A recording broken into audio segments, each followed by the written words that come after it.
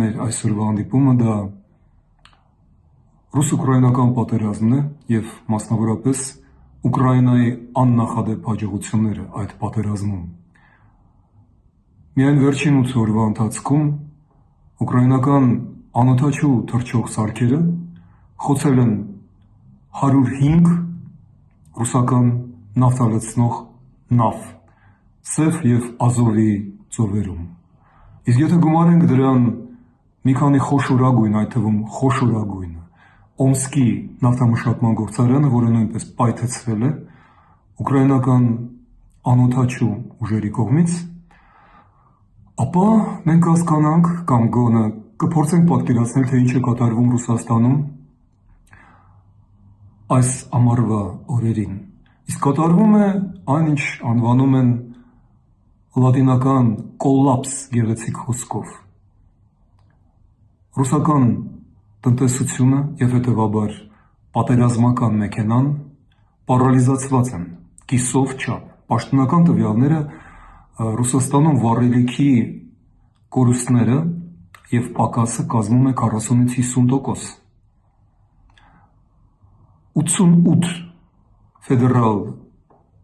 տարածքներից 60-ում հայտարարված է հատուկ իրավիճակ, արտակարգ իրավիճակ։ Մի քանիսում նավթամշակման, այսինքն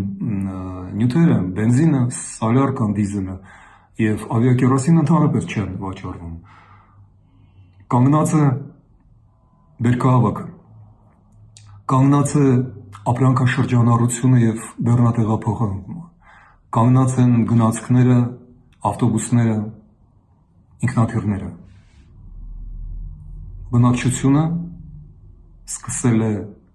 զայրանալ, դժգոհել եւ արթնանալ։ Իսկ դա ամենավտանգավոր բանն է ռուսական պատմության մեջ, որովհետեւ ռազմական անհաջողությունները բերում են սոցիալական պայթյունի։ Մարդիկ այլևս չունեն ոչ մի եւ չեն ընդունում ոչ մի արդարացում իրենց անմարդկային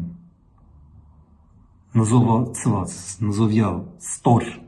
ստորացված իրավիճակի կյանքի համար։ Հաղթանակներ չկան, ուրեմն չկա կայսրությունը։ Այսպես է ավարտվում մեր հերթական զավթիչ կայսրության ճակատագիրը։ Ուկրաինայի հողի եւ ջրի վրա, օդի մեջ։ Ղրիմում բենզին չկա ընդհանրապես, բայց այնտեղ չկա նաև հոսանք եւ ջուր։ Հյուսիսում հատկապես եւ 2 միլիոնից մի քիչ ավել ռուսական ազգաբնակչությունը սկսում է փախչել Ղրիմից։ Եվ փախչում է ոչ թե Տիգրան Քյոսայանի կողմից հավերժացած Ղրիմի կամրջով, որը չափազանց խոցելի է ուկրաինական հայվածների համար, փախչում են մայրցամաքային Ռուսաստան թերակղզու ամենանեղ հյուսիսային շրջանը, որտեղ կանգնած է մի քաղաք, Արմյանսկ, նախկին փառավոր հայկական Ղրիմի պատմությունից մնացած վերջին բեկորը, որտեղ ով է հիմա հիշում Այվազովսկուն ու Թեոդոսյան։ Այդպես որ սա վերջին մռայլակնարկն է, որը ճակատագիրը հղում է Ռուսաստանի հայերին։ Արմյանսկով մայրցամաքային հարավային Ռուսաստան փախչող ռուսները զայրացած, կատաղած, քաղցած առնչվելու են եւ բախվելու են Կրասնոդարի եւ Ստավրոպոլի շրջանի հայության հետ, նրանց բարգավաճ դարերով շարունակող կյանքի հետ։ Եվ ես մեծ վտանգ եմ տեսնում այնտեղի հայության համար։ Մենք ամիսներ եւ տարիներ շարունակ զգուշացնում ենք,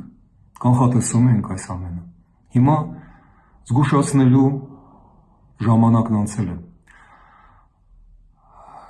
Եթե չեք հասցնում փրկել ձեր տները, արդեն չեմ խոսում բիզնեսների, գործարանների, խանութների մասին, դա անհույս է։ Փրկեք գոնե ձեզ,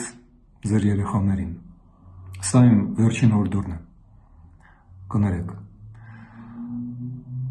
Ռուսական Տիտանիկը կամ Պուտիտանիկը, ինչպես դառը սրամտում են ոմանք, բախվել է ուկրաինական սառցաբեկորի հետ, սառցասարի և խորտակվում է։ Ինչ է սա նշանակում Հայաստանի համար։ Ես հիմա չեմ ուզում խոսել այն պրոռուսական ուժերի հետ Չակերտներում, որոնք շարունակում են իշխել, ամենադեպս ունեն 3 կուսակցություններից 2-ի մանդատները ազգային ժողովում և շարունակում են ծախել մեզ վրա Տիտանիկի տոմսեր։ Ես չեմ խոսում նաև Ռուսաստանին դեռևս ապավինող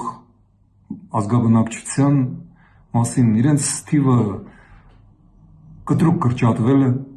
հույս ունեմ, որ դրանում կա նաև մեր կուսակցության համեստ մասը։ Ես պարզապես առաջարկում եմ ուշադրություն դարձնել, ինչ նոր մարտահրավերներ է առաջանում դրա հետ կապված։